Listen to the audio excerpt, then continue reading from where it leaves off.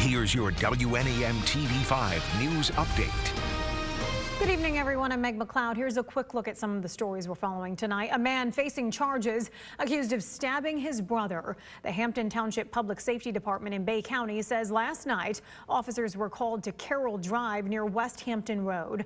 On scene, officers met with a 29-year-old man who said his brother stabbed him in the back for no apparent reason.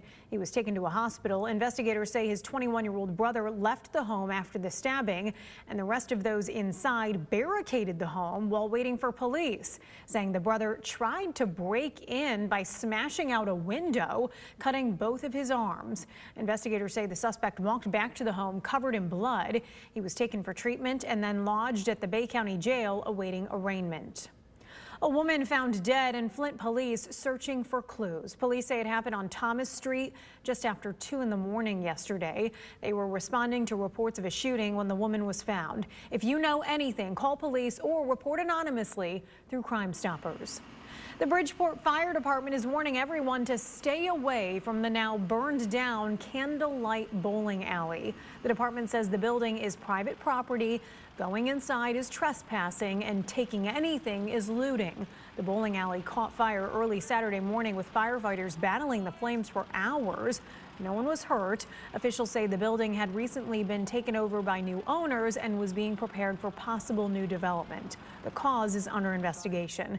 Now here's Chris with your first alert forecast. Meg, your sky tracker tonight shows that clear conditions are expected for the next several hours over us. Maybe not with the cloud cover, but as far as the wet weather is concerned. But we will be watching storms to our west as we head through tonight. There is a risk that we could see a few stronger ones develop if it holds together overnight. I don't think that's a very high threat. However, we will watch it just the same. I think a lot of it ends up to our north, but there could be a few storms that clip parts of our region to the south. We do not expect most of those to have a warning associated with them, but there could be some areas of heavy rain and potentially some hail and gusty winds. As we move through tomorrow, it's a similar setup to what we experienced last Friday, where a lot of the rain during the morning ends up going to the north, and a lot of the areas off to the south and east will have a better chance than most of our area does during the day.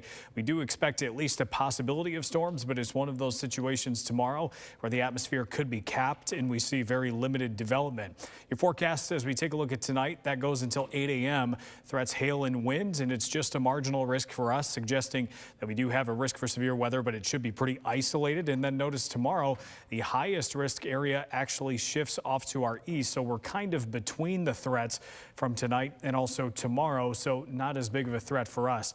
We do have drought conditions still lingering over parts of mid-Michigan, so we could really use the rainfall. Unfortunately, tonight it is far from a slam dunk.